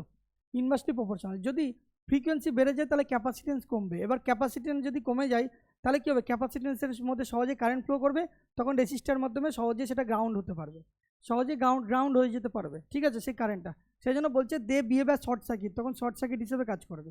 ঠিক আছে, তো এটার এক্সপ্লেনেশনটা ওইরকমই রয়েছে, তোমরা এটা মুখস্থ ডাইরেক্ট করতে পারবে। যদি হাই ফ্রিকোয়েন্সিতে রেজিস্ট্যান্সে কী হয়? শর্ট সার্কিট হয়, ইনসুলেটর হিসেবে কাজ করে না, প্রচুর পরিমাণে কারেন্ট ফ্লো হয়, সেই জন্য ইনসুলেটর উত্তর হবে না। ইনসুলেটর মানে কি? কারেন্ট যেতে পারে না, ডাইলেকট্রিক লসও হবে না, এটাও হবে না। 37 নম্বর প্রশ্নটা বলেছে কি? পিএলসি দিয়ে প্রশ্ন দিচ্ছে, দেখে শক্ত মনে হলো, দেখো পড়লেই বুঝতে পারবে। একটা অ্যাসারশন বলেছে PLC system is less prone to frequent breakdown. খুব বারে ব্রেকডাউন হয়ে যায়, পিএলসি একটা সেন্সিটিভ ইকুইপমেন্ট, সুতরাং খুব বেশি এটা বারবার খারাপ হয়ে যায় না। Less prone to frequent breakdown, বারবার ব্রেকডাউন হয় না। রিজনিং কি বলছে? PLC use solid state components and software base logic. এটা একটা সফটওয়্যার বেস লজিক এবং সলিড স্টেট কম্পোনেন্ট, সেই জন্য এটা তাড়াতাড়ি ব্রেকডাউন হয় না। সুতরাং দুটোই ঠিক। Assertion A and reasoning are correct and R is the correct reason for A. Option A C হবে রাইট আনসার। ওকে, 38 নম্বর প্রশ্নটা দেখো। For a 3-phase transmission line with symmetrical spacing A B C D সবকটা same, R হচ্ছে radius, what is the expression for inductance per unit length? Inductance per unit length কত? এটা power system পড়ানোর সময় ডিসিএলের পরীক্ষার আগের দিন করিয়েছিলাম এবং ডাইরেক্ট ওইটাই এসছে কমন।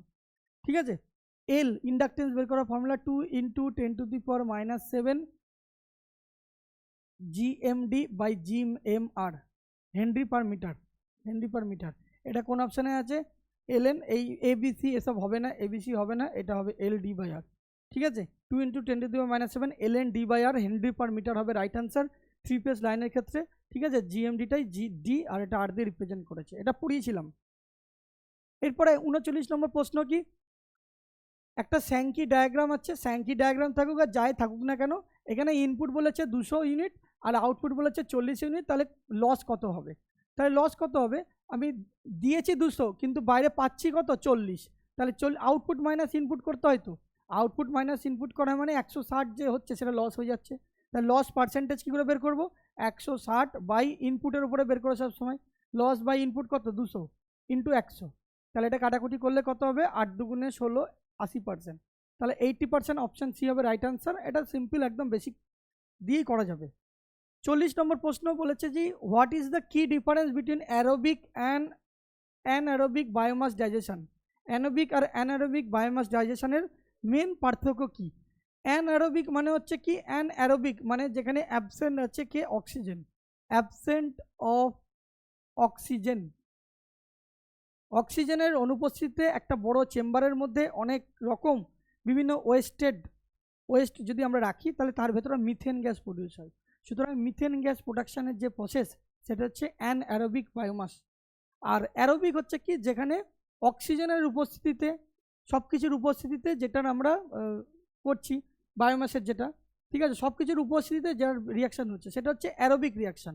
তাহলে এখানে কোন অপশানে আছে? Aerobic digestion occurs in high pressure environment, high pressure environment নয়। Anaerobic digestion requires oxygen while aerobic digestion does not. Anaerobic oxygen প্রয়োজন হয় না, এটা ভুল দিয়েছে। অ্যানারোবিক ডাস নট রিকোয়ার মানে এর প্রয়োজন নয় কিন্তু এর প্রয়োজন, অ্যারোবিকের প্রয়োজন নয়, এই জন্য এটা উত্তর হবে না। Anaerobic digestion produces methane produce করে while aerobic digestion does not, এটা হবে রাইট আনসার। মিথেন প্রডিউস হতে গেলে একটা বদ্ধ চেম্বারের মধ্যে রাখতে হবে, তবেই মিথেন গ্যাস প্রডিউস হবে। কিন্তু অ্যারোবিক ডাইজেশন হচ্ছে ওপেন এয়ারে করা হয়, যেখানে অক্সিজেন কার্বন ডাইঅক্সাইড সবই থাকে, সেই জন্য এটা হবে রাইট আনসার। এটা ভুল বলেছে, এটা ঠিক বলেছে, এই জন্য aerobic digestion generate more energy than aerobic, এটা হবে না। 41 নম্বর প্রশ্ন দেখো, পাওয়ার সিস্টেমে ডিমান্ড ফ্যাক্টর কি নির্দেশ করে? ডিমান্ড ফ্যাক্টর হচ্ছে কোনো জায়গায় কোনো বাড়িতে 50 ওয়াট, কোনো বাড়িতে 100 ওয়াট, কোনো বাড়িতে 40 ওয়াট, এরকমভাবে কানেক্টেড লোড আছে। ঠিক আছে, এরকমভাবে কানেক্টেড লোড আছে, মানে ম্যাক্সিমাম এটা যে একটা বাড়িতে এত ওয়াটই নেয়, একটা বাড়িতে এত ওয়াটই নেয়। কিন্তু কানেক্টেড লোড থাকার পরেও সে কী করছে, ম্যাক্সিমাম যত ডিম্যান্ড নিচ্ছে, ম্যাক্সিমাম কত নিচ্ছে, ম্যাক্সিমাম ডিম্যান্ড, মানে দেখো ওদের হচ্ছে বাড়িতে বলে যে সব কিছু লাগিয়ে ও 100 ওয়াট ম্যাক্সিমাম কনজিউম করতে পারবে। কিন্তু আমি যে কোনো একটা সময় দেখলাম সবগুলোর এ 100 ওয়াটের মধ্যে 80 ওয়াট ব্যবহার করছে, এ 50-এর মধ্যে 40 ওয়াট ব্যবহার করছে, এ 40-এর মধ্যে 38 ওয়াট ব্যবহার করছে, মেগাওয়াটও বলতে পারো। তাহলে এইগুলো সবগুলো যোগ হবে, এটা হচ্ছে ম্যাক্সিমাম ডিম্যান্ড। তাহলে এটাকে আমরা বলছি ডিম্যান্ড ফ্যাক্টর। ডিম্যান্ড ফ্যাক্টর হচ্ছে maximum demand by connected load. যত লোড কানেক্টেড আছে তার মধ্যে একটা সময়ে ম্যাক্সিমাম ডিম্যান্ড কত, তাহলে এটা কী হবে, ratio of the maximum demand to the connected load. তাহলে এর মানটা কী হবে, কানেক্টেড লোড সবসময়তে বেশি, কানেক্টেড লোড সবসময়তে বেশি, তাই তো, আর ম্যাক্সিমাম ডিম্যান্ড সবসময় কম, 100-র কম হবে। সুতরাং এটা লেস দ্যান 1, 1-এর থেকে কম। ডিম্যান্ড ফ্যাক্টরের মান হচ্ছে 1-এর থেকে কম, কারণ 80/100 কাটাকুটি করলে তুমি 0 পয়েন্ট সামথিং পাবে। যদি ওপরের ভ্যালুটা বেশি হয় নিচের ভ্যালুটা ছোটো হয় তাহলে তো কাটাকুটি করলে বেশি আসবে। Which of the following groups consist of secondary transducer? একটা হচ্ছে প্রাইমারি ট্রান্সডিউসার, একটা সেকেন্ডারি ট্রান্সডিউসার। সেকেন্ডারি ট্রান্সডিউসার হচ্ছে কোনো ইলেকট্রিক্যাল সিগন্যালকে কনভার্ট করে না, শুধুমাত্র রেসিস্টেন্সের চেঞ্জ করে। আর এখানে রাইট আনসার হচ্ছে পোটেনশিওমিটার আর স্ট্রেন গেজ। এই দুটোই একমাত্র ডিভাইস যারা হচ্ছে শুধু রেসিস্টেন্সের চেঞ্জ করে কাজ করে, কোনো ইলেকট্রিক্যাল সিগন্যালকে কনভার্ট করে না। বাকি থার্মোকাপেল, মাইক্রোফোন, পিভি সেল এইগুলো হচ্ছে প্রাইমারি ট্রান্সডিউসার। তাহলে ট্রান্সডিউসার থেকেই দেখেছো যে 3টে প্রশ্ন কিন্তু দিয়ে দিয়েছে। If an angle between vectors U আর ভি, তাহলে ফাইন দ্য কস থিটা। এই প্রশ্নটা পুরোপুরি ওই কোশ্চেন পেপারটার মধ্যে পাইনি, ঠিক আছে, পুরোটা পাইনি, যেটুকু পেয়েছি সেটা লিখেছে ফাইন কস থিটা। কী বের করতে বলেছিল জানি না, ঠিক আছে, আমি সেরকমভাবে করেছি। কস থিটা যদি এক্ষেত্রে বের করতে দেয়, কস থিটা বের করার নিয়ম হচ্ছে কি, ইউ আর ভি এর মধ্যে প্রোডাক্ট আর ইউ আর ভি এর ম্যাগনিচিউড, ইউ আর ভি এর ম্যাগনিচিউড বের করতে হবে।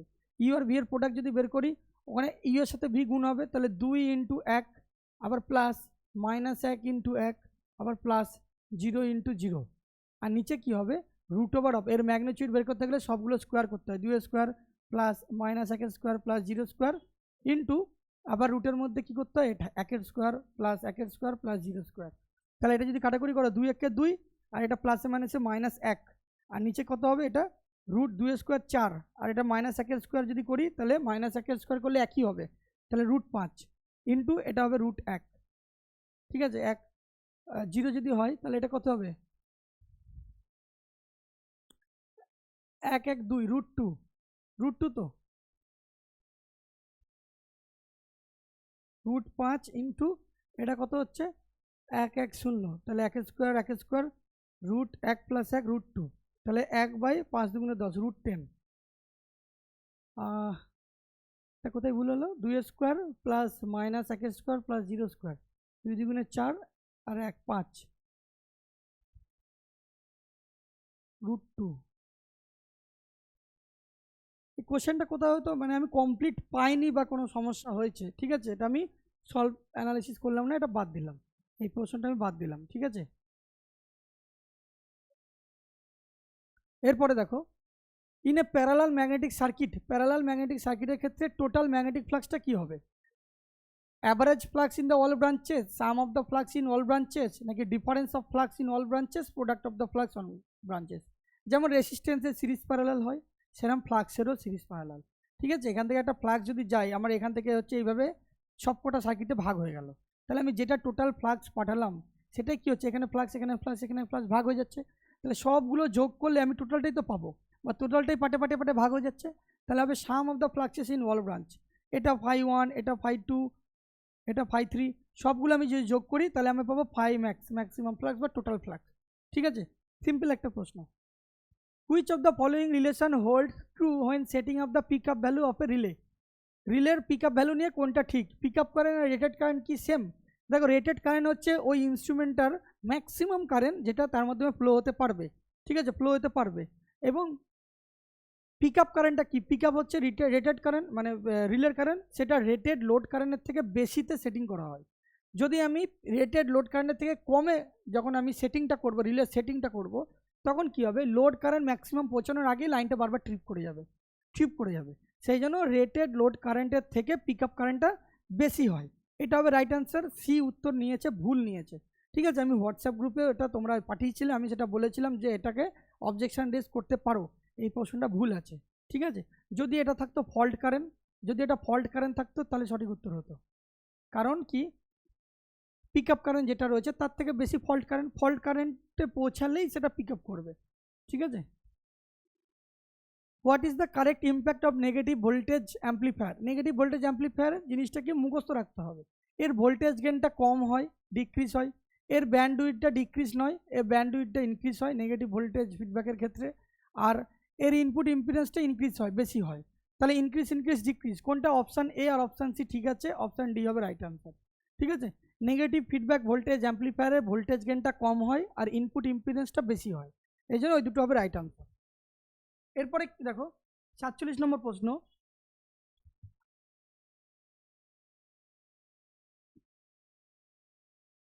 পিজো ইলেকট্রিক্যাল ট্রানজিস্টরের ওয়ার্কিং প্রিন্সিপাল কোন ফেনোমেনার উপর ভিত্তি করে কাজ করে? পিজো ইলেকট্রিক্যালে যখন একটা ইলেকট্রিক্যাল প্রেসার বা ইলেকট্রিক্যাল কোনো স্ট্রেস দেওয়া হবে, তখনই তার ভেতরের যে ক্রিস্টাল আছে সেটার মধ্যে চার্জ স্টোর হবে। এটাই হলো এর মেন কাজ।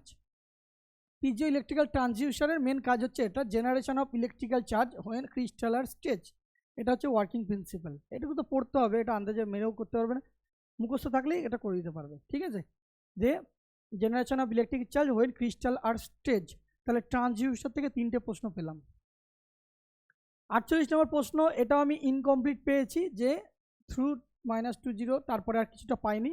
এটা উত্তর সি বলেছে। ঠিক আছে, তোমরা হয়তো করেছো, কীভাবে কী করেছো দেখবে। 49, এখানে দুটো স্টেটমেন্ট দিয়েছে। For a 2 input AND gate, if 1 input is grounded output is always 1।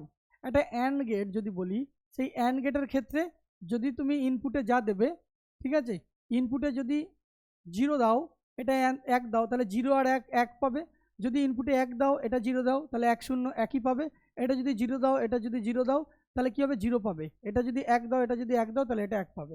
এই হচ্ছে ফান্ডাটা। অর্থাৎ অ্যান্ড মানে কি, গুণ হবে, দুটোকে গুণ করে করছে, বসাচ্ছে। তাহলে আমাকে বলছে যে একটা ইনপুট গ্রাউন্ডেড আছে, একটা ইনপুট যদি গ্রাউন্ড হয়ে যায় তাহলে এটা তো 0 হয়ে গেল।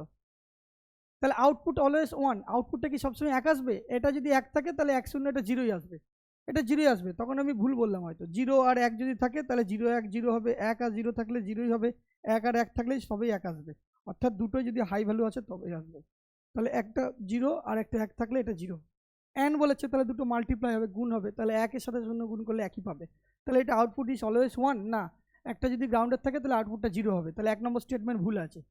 তারপরটা, for a 2 input XOR gate, if 1 input is grounded other output কী হবে? XOR গেটটা কী হয়? এই যে অর গেটে কি যে কোনো একটা ভ্যালু থাকলে হবে, 0 1 থাকলে মানে যে কোনো জায়গায় 1 থাকলেই হবে। XOR গেটটা এরকম দেখতে হয়। ঠিক আছে, আর একটা আউটপুট যদি একটা গ্রাউন্ডেড থাকে, এরকমভাবে একটা গ্রাউন্ডেড যদি থাকে তার মানে 0 হয়ে গেল। তাহলে এটা যখনই 0 হবে তাহলে এটার ভ্যালুটা 1 বা 0 দুটোর উপরই ডিপেন্ড করবে এটা কত হবে। ঠিক আছে, যদি আমার এটা 0 হয়, এটা 1 থাকলে তবেই 1 হবে, এটা 0 থাকলে তবে কিন্তু 0 হবে। তাহলে এখানে বলেছে কি, ইফ 1 ইনপুট ইজ গ্রাউন্ডেড, একটা যদি গ্রাউন্ডেড হয় তাহলে আউটপুট ইজ অলওয়েজ 1 না, অলওয়েজ 1 নয়, সেটা 0 হতে পারে, সেটা আরেকটা সিগন্যালের উপর ডিপেন্ড করবে, সেটা 1 হবে না 0 হবে। সুতরাং আমরা বলতে পারি বোথ স্টেটমেন্ট 1 আর 2 আর রং, দুটো স্টেটমেন্টই এখানে ভুল আছে। ওকে, 50 আজকের শেষ প্রশ্ন, 50 নম্বর প্রশ্ন এই শিফটের। An email appears both outbox and sent item folders, what does it indicate? একটা ইমেল আউটবক্সেও আছে এবং সেন্ড ফোল্ডারও আছে, দুটো ফোল্ডারে আছে, আউটবক্স আর সেন্ড ফোল্ডারে আছে। তাহলে সেক্ষেত্রে কি ইন্ডিকেট করছে? এটা ইন্ডিকেট করছে email has been queued but not yet fully delivered. ইমেলটা পুরোপুরি ডেলিভার হয়নি। দ্য ইমেল ক্লায়েন্ট ক্র্যাশ, ইমেলটা ক্র্যাশ হয়ে গেছে না। The user has multiple accounts না। The message has been send successfully, message যদি সাকসেসফুলি সেন্ড হয়ে যাবে, সেন্ড যদি হয়ে যায় তাহলে আউটবক্সে কেন থাকবে, শুধু সেন্ডেই থাকবে। এটা হবে right answer, email has been queued but not yet fully delivered. Okay, তাহলে এই ইমেল থেকে, এই কম্পিউটার থেকে 3টে 4টে প্রশ্ন আমরা দেখলাম। তো এই হচ্ছে পুরো অ্যানালিসিস 27/1/2026 শিফট 2 এর অ্যানালিসিস। ঠিক আছে, কেমন লাগলো অবশ্যই জানাবে। এবং কোশ্চেন পেপারটা যেটা দেখলাম, যেটা দেখলে তোমরা এই 50-এর মধ্যে 20+ কিন্তু পাওয়া যায়, কোনো রকম ভুল না করে। যদি এখানে নেগেটিভটাই হচ্ছে মেন ফাঁদ, যদি তুমি করে দিলে তারপরে বেশ কয়েকটা অ্যাটেম্প যদি করতে চাও যাও, সেক্ষেত্রে কিন্তু নেগেটিভটা অনেক কমে যাবে। নেগেটিভটা হয়ে নেগেটিভটা হয়ে 20 নিচে নেমে যাবে। সুতরাং 20+ মানে 25টা কিন্তু ভালো মতন করা যায়, কারণ পাওয়ার সিস্টেম, মেশিন, ইলেকট্রনিক্স সব জায়গা থেকেই প্রশ্ন দিয়েছে। তোমরা প্রথমে বলেছিলে যে এক্সামে কোশ্চেনটা একদম উল্টো পাল্টা দিয়েছে, এই দিয়েছে, আমি তোমাদের ফিডব্যাক দিয়েই ভিডিও করেছিলাম। কিন্তু এখানে কোশ্চেনটা দেখলাম যে যদি নেগেটিভ না করো তাহলে কিন্তু হয়ে যাওয়ার চান্স আছে। আর এরপরে আমরা শিফট 3টা নিয়ে আলোচনা করব পরের ভিডিওতে। ওকে। আর যদি মনে হয় কারোর যে অনলাইন ব্যাচে পড়বো, ঠিক আছে, একটা ডিসিপ্লিন ওয়েতে ক্লাস হবে, ক্লাস করতে চাও, পিডিএফ নোটস পেতে চাও, সামনে টিসিএল এর পরীক্ষা রয়েছে, টিসিএল যের জন্য রেডি হতে চাও, তাহলে এই নাম্বারে, হোয়াটসঅ্যাপ নাম্বারে নিজের নাম, ঠিক আছে, ডিস্ট্রিক্ট নাম আর এক্সাম নেম লিখে পাঠিয়ে দেবে, ঠিক আছে, দিয়ে অ্যাডমিশন হয়ে যাবে গ্রুপে। ধন্যবাদ সবাইকে।